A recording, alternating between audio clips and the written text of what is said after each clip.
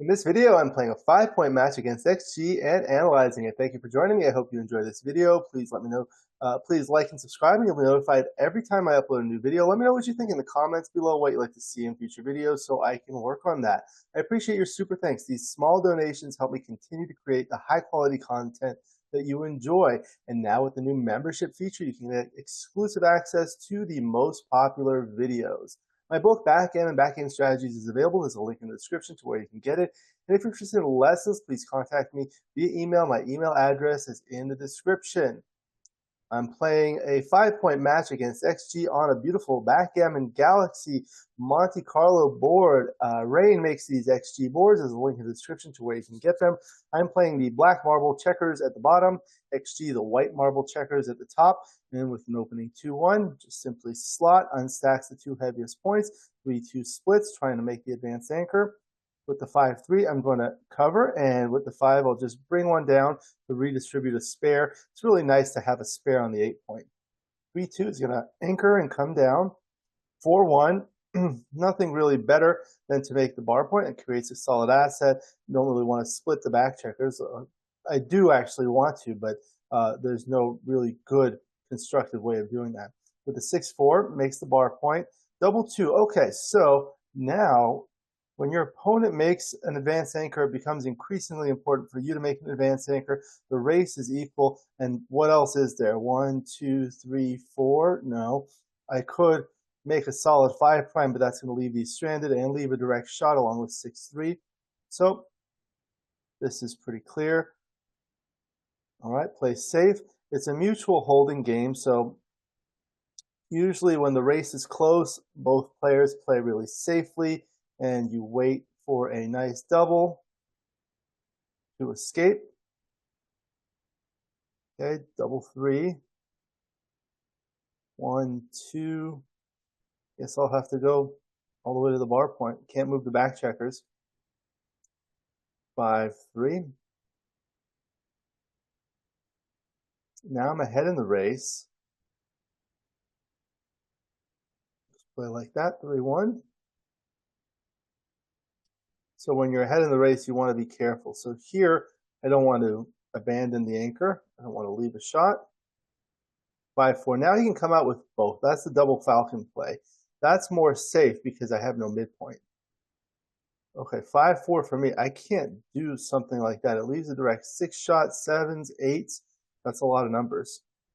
I think I'm just going to have to save a 6 and play like that. 3-2 is going to make the blocking point. Now with the 6-2, again, so I can play 6 and duplicate the 3s, but just want to be safe, hope to get a double 6, double 5, double 4, 4-2. I can save a 5 here. All right. Now with the 5-4. Okay, so now I can do the double falcon.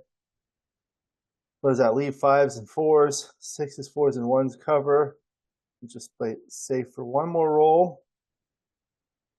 Now I'm going to have to run. So 5-3, duplicate the hitting 1s. Okay, it's a double, and I have a big enough lead in the race that I can take. 6-4, okay. So now 5-4 hits. Now I have such a big lead in the race. So just want to think about what are the rolls that will lose my market. So I just go from the top and think about it. 6-5 is actually really good. It will make the point. 6-4 will pick and pass. 6-3, 6-2, and 6-2 will pick and pass. 6-1 is not so great. Rolls like 5-4 is good, and 5-3, 5-2. There are a lot of numbers that leave a 7 shot, and then other numbers like 4-3, 3-2 make an anchor.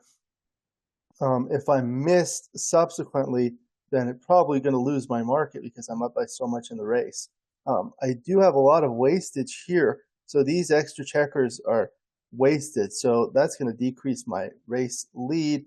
Additionally, I have 2 crossovers to come in. White has 1, 2, 3 crossovers to come in, so I gain 1 there. but this is 2, 4, 6, 8, 10, and then 11, 12 pips of wastage, and I gain 1, so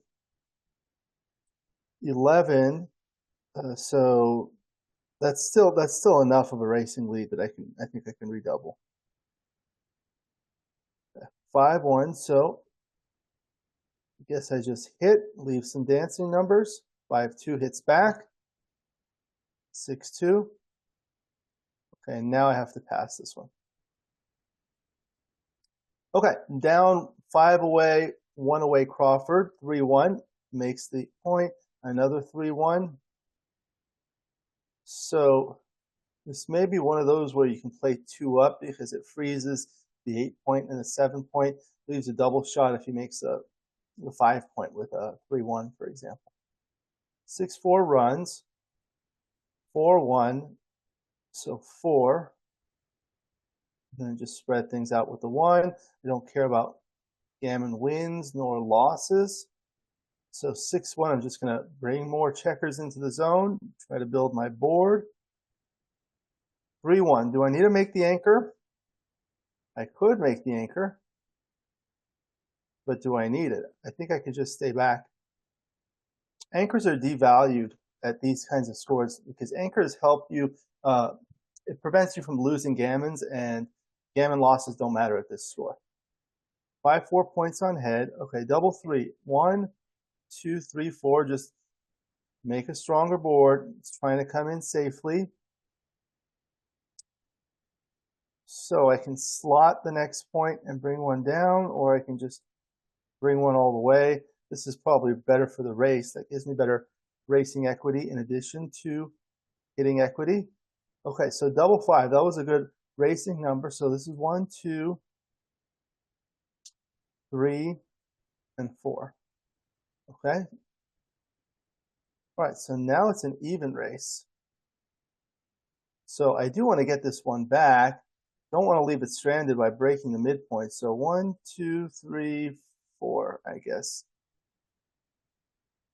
All right, double 6. So that was good. 3 and 4. Now I'm ahead in the race. 5-1. Okay. Double 1. 1, 2, 3. And I'll unstack the 3-point. 3-1.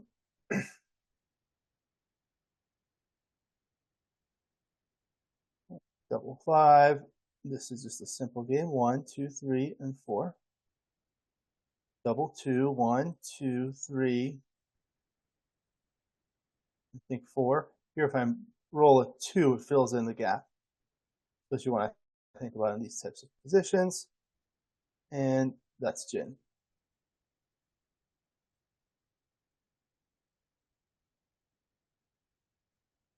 Okay, so now 6-3 at 4 away, 1 away Crawford. I'm going to double immediately to try to win an undoubled gammon. Usually it's a pass like this, but the double 4 was a saver.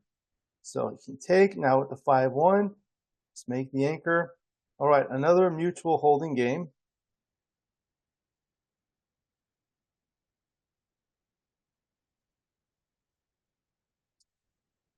Three, 2. I can do this, but I think it might be better just to bring 1 down. They're probably close. Okay, double 5 is a good roll because I can break the anchor. Now the race is about even. 1 again.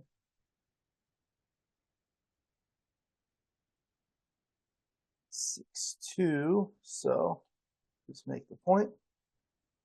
Double 6 is a good roll. 1, 2, 3, and I'll have to play the 4th one. Does pay off to another double 6. 3, 2. So I'll just take that odd checker off, get a crossover, and now double 6 doesn't leave a shot. All right, now it's a race. 2-1. Get 2 crossovers, fill in that 5-point. 5-3. All right, so this is going to be a race.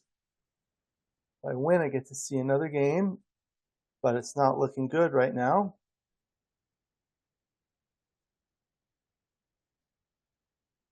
I need to roll some good numbers. So 2, 4, 6, 2, 4, 5, but behind. So this is one of those ones where you can play 5-4 or you can play 6-5. to get another checker off with double fives, but I think in this position you could just play 5 for 4. All right, that was a miss. So 1, 2, 3, 4. Okay. 6-1. So I think I'll go like this. This way double threes is better. 6-4. Now I have 17. No. Now I'll analyze it. One of the most important things to do when you want to learn is analyze every single match and go through every single move that you made. If you made a clear move, you could go through it quickly, but you want to certainly be sure to go through all the errors and analyze it deeply so that you know exactly why you got it wrong. And also, even the ones that you did get right, you want to make sure you got it right for the right reason. So we'll go through this.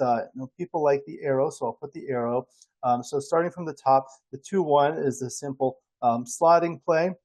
And then the 5-3 was the 13-5. You want to cover and then redistribute a checker. It's really important to have that spare there. And then the 4-1, there wasn't any really good options to move the back checker, so make that. And then with the double 2, this was the only reasonable option, and it allowed me to counter the advanced anchor with my own advanced anchor. So the 6-5, this is what I did. I saw I was ahead in the race, so I wanted to play safe, but it looks like it's actually better. This goes deep. This results in this position. And the best play was the double falcon play. Double falcon is a term coined by Michihito Kageyama in his book Back Checker Strategy.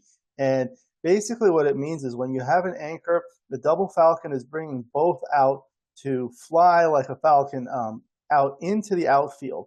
Now, the reason why this is best is because it leaves this structure.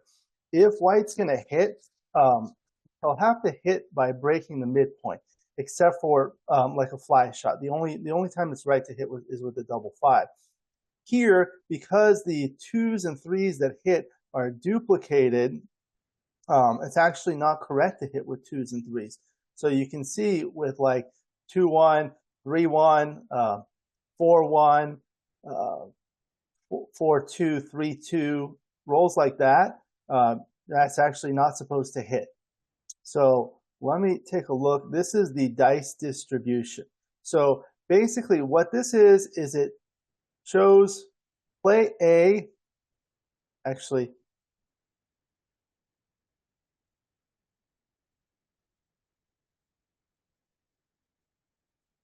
this is the dice distribution, and it shows how the opponent should play all the rolls and after I make either of the plays. So play A is the top roll, play B is the second roll. So again, play A results in this position, the double falcon. Play B, the one I made, results in this position. So the interesting thing to look at is after play A, look at this. Look at the 3s and 2s. The 3-1 is not supposed to hit. 3-1 should make the 5-point. 5-2 should not hit.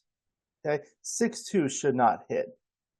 5-3 should hit, but it would otherwise be a relatively good roll. And then what else? The 6-3 can hit, and the 2-1 can hit twice, and the double 2. But a lot of the 3s and 2s are duplicated, so you can afford to do that. Additionally, you can play your next rolls much better.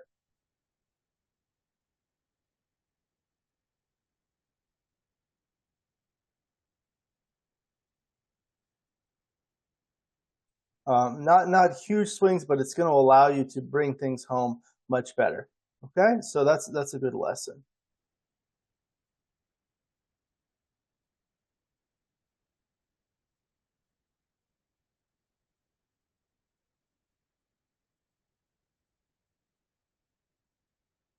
The other thing I like to do is modify the position by pasting into a different instance of XG. The way you do that is Control-Shift-C for copy, and then you have the new instance and you press Control-V for paste. Okay, so now what I'm going to do is modify the position, try to see if I can make it so that the right play is not. So what about if there was a checker here? You know, this, now I'm behind in the race.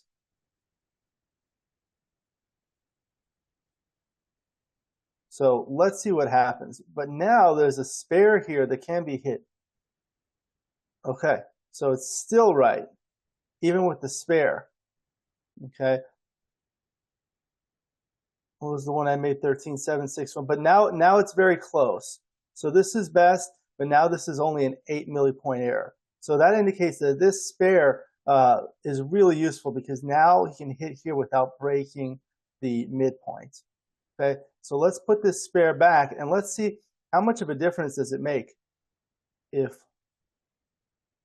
white has this point. Does gain 2 extra pips in the race, but also now it makes it more dangerous because if I'm hit, I'm up against a 2-point board rather than a 1-point board. You see, now it's just bringing one all the way down. That 13, 7, 6, 1 is virtually tied. Okay, and the double falcon play is way down here. So what I learn is the following. A lot of people say, how am I going to learn playing against XG when it doesn't speak to you? The way you learn is by making variant positions to see what factors are important in the correct decision. Part of it is that there's no spare here, so I can afford to come out because he'll have to break to hit. Secondly, another important factor is that there's a blot in the board, and there's only a 1-point board versus a 2-point board. Okay, so look at those things. Let's say I have a 1-point board. Okay, so we'll put this back, and what happens if it's like this?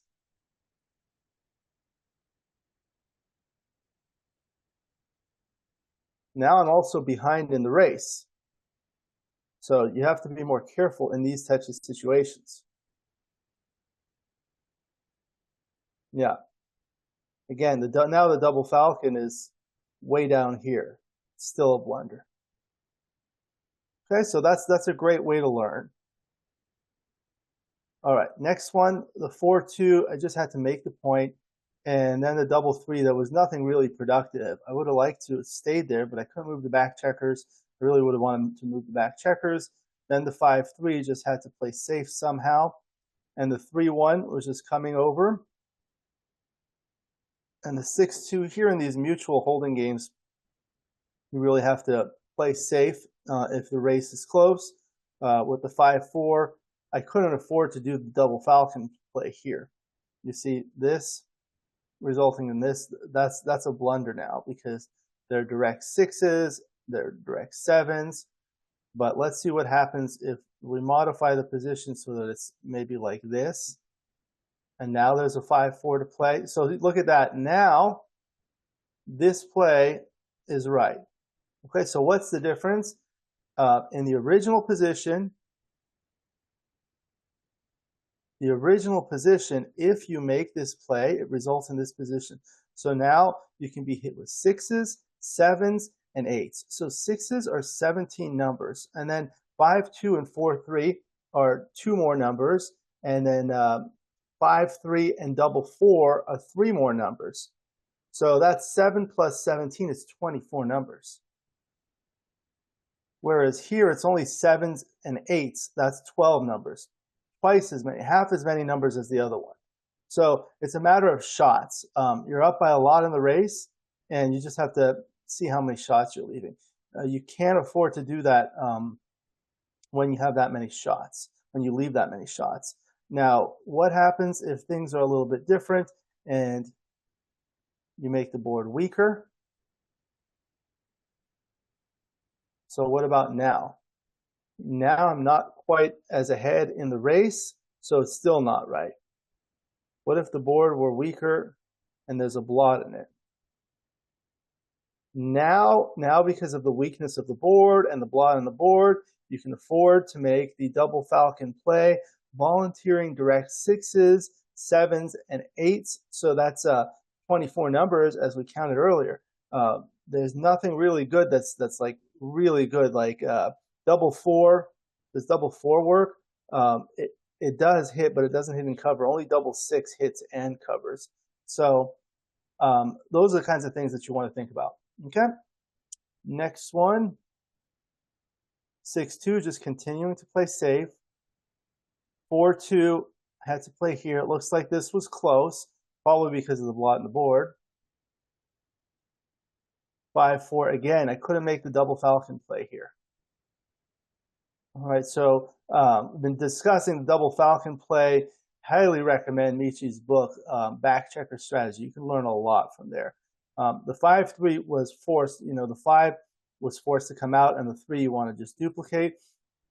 And here, double take decision.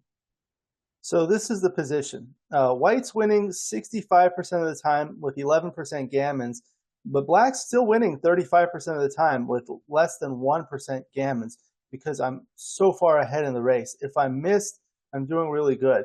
So what are the numbers that hit? Well, any ones, as well as the nines. So that's 6-3, 5-4, and double 3. So that's 5 more numbers. So that's 16 total numbers. That means there are 20 numbers that don't hit, in which case I'm in really good shape. So this is the dice distribution. So the partial market losing first rolls, basically anything that hits with a 1, especially double 1, which hits twice, and points on head. Double 1 would hit, make the point, and probably get another crossover. That leaves double 6 as a safe. That's the strongest one. So you can see that here. Double 3 is another one. But 5-4 and 6-3 are very faint, barely over, because they leave a direct shot. And these are them graphs. See, double 1 loses the market by a lot, 6-3 and 5-4 by a little bit, and all the other ones, and double 3 by a little bit. Okay, and this is how they're played. And then the second rolls. If I roll a double 1 next, it's really bad because I can't move. So these are the market losing sequences. These are all of the next rolls by white at the top with an average at the bottom. And then these are all of my rolls after that, starting from double 1 all the way down to double 6 with an average to the right of them. This table shows the next 1,296 possibilities in terms of the next 2 roll sequence. So each cell represents an equity after one of those. And the first one, for example, that displays the equity after white rolls a double 1, then I roll a double 1, and so forth. Now, the way the color coding works is if the resulting equity, which is not shown here because it would be too small, but it can be displayed. If the resultant equity is less than 1, it's not a market losing sequence, and the cell is red. If the resulting equity is greater than or equal to 1, then the cell will be white to green. And the darker the green, the more you lose your market, the higher the value. So you can see there's a lot of dark green here. There's not a lot of faint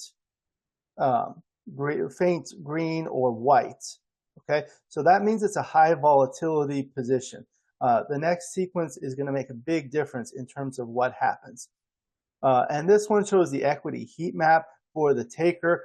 Green is good, red is bad. So red are all the ones that are rolled, 3-1, 4-1, 5-1, 6-1, and so forth, as well as the 6-3, 5-4, and so forth.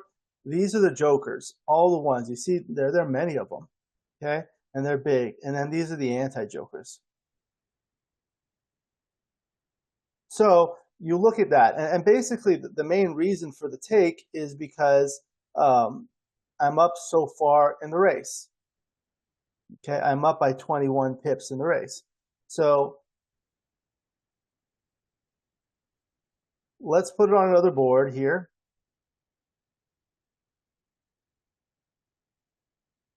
Let me copy this position and put it on another board and see what happens if the race is closer. So now I'm up by 15, but I do have a stronger board, still a double and a take. What happens if it's closer now? I have a blot in the board. What about now? 2 blots in the board. Now it's stronger. What if I had these 2 out here? Now it's getting stronger. Now it's a pass. Okay, so you can see kind of the break-even point maybe somewhere in the middle here. 9.15. 988. So this is probably the break-even point. If you put it here, it becomes a pass. So again, looking at this position, this is barely a pass, 74% wins, 13% gammons, not enough wins. Okay? And here I'm up by 21 pips, and here I'm down by 2 pips. So what that indicates is that because I'm so far ahead in the race, that makes it easier for me to take.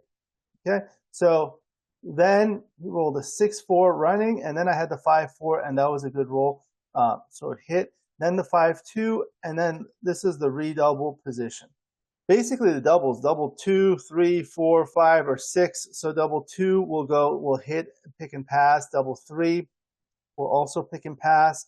Double 4 is how does double 4 play? Let's see, double 4 plays twice, yeah. 12 to 4 and 11 to 3. So 1, 2, 3, 4, and then 6, 5 makes the point. 5, 4, all of these rolls. Okay, so you can see that here after double take, double 4, 6, 5, double 3, 5, 4, all of those, and those are here. There are a lot of partial market losing first rolls, but because of the score, you have to take. So let's take a look at it. This is something I did not do on the first doubling decision, but I will do in a moment. So look at it for money. So now look at how small the redouble is. But here it's a stronger redouble because what happens is the opponent has more of a recube vigorish. Redoubles count fully for money. So if he redoubles to 4 and wins 4 points, it's, you get full value of the 4. I mean, if he redoubles to 8, so I'm doubling to 4. If he takes and redoubles to 8, he's going to get value for 8 points. However, here, since the match is only till 5, if he redoubles to 8, he only gets 5 points of value rather than 8. So 5/8 of the value, which means 3 points are wasted, 3 points of overage. So you see the recube vig is less here, and you can see that. Well, it's a little hard. It's a little hard to tell here, but that's one of the things. So let's say we change the score, and now I'm up 4-way, 5-way. Now it's a much stronger double because now this wins the match for me perfectly. Okay. What if it's 4-way, 4-way? Now it becomes a pass. Okay, and at 4-way, 3-away. Same idea, it's a bigger pass. At 4-way, 2-away, still a pass. What about at the 3-away scores? Or let's say I'm behind 5-away, 4-away. So now it becomes a pass. If I'm behind 5-away, 3-away, it's a pass. If I'm behind 5-away, 2-away, it's a big pass. Okay, so the 4-away scores I looked at. Let's look at the 3-away, 5-away score. Now, since you're leading, you don't want to redouble. Also, a 3-away, 4-away, I don't think it's a redouble, but it's close. At 3-away, 3-away, this is a redouble, but yeah, a redouble. So this is going for the match. Okay, I forgot for a moment that these are redoubles. So that's something you have to think about. Okay, let's go back to this position and look at it at different scores. For money, you have to double to activate the gammons.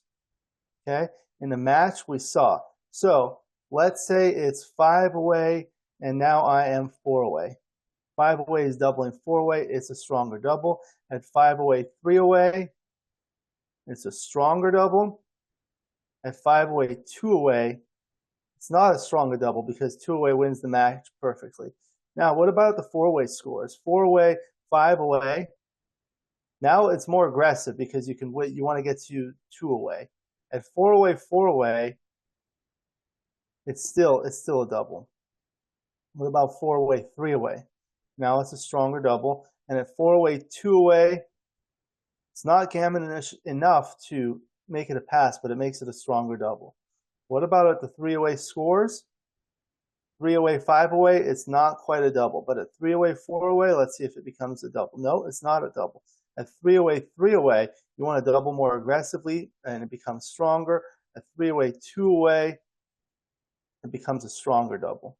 Okay, and if you're at 2 away, you're not going to want to double. Okay, so these are the exercises you want to do. And then here, what did I have? I had the 5-1, so that just hit. The 5-2 was a joker roll. I danced, and now this was a redouble, and it was a big pass. So that took us to the Crawford game. So the 3-1 was clear, and the next 3-1, these were close, but looks like it preferred just spreading these things out. Oftentimes that is the right play. What else? 13-10 was close too. These are all very close. One of the things I know is from the opening position, actually not this position. If you look at like a money game,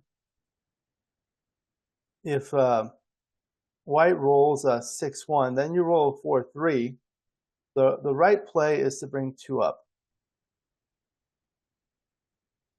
Like this, resulting in this position. So that threatens to make an anchor, and it basically freezes this in front of the awkward 6-1 formation. So that's what I was thinking, but they're close. Okay, 4-1, this is where you want it to come down and spread, and that was right. And then these were tied. I just wanted to make the board. And okay, so here it was right to actually make the anchor. I was thinking because of the score, it didn't matter, but well, let's take a look at maybe at a gammon ghost score.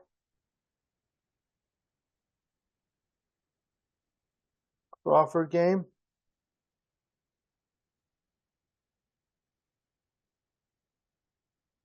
Let's see what happens here.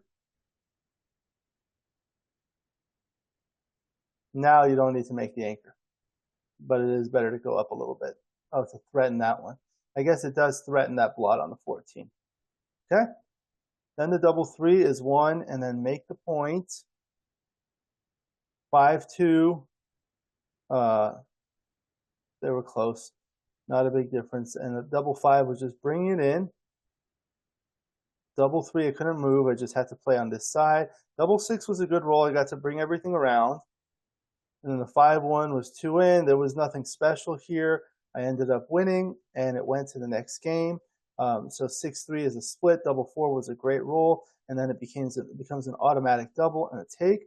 Then the 5-1, I anchored. And here it was right to actually make the point. Gammon losses don't matter, so you might as well just make the point. Okay.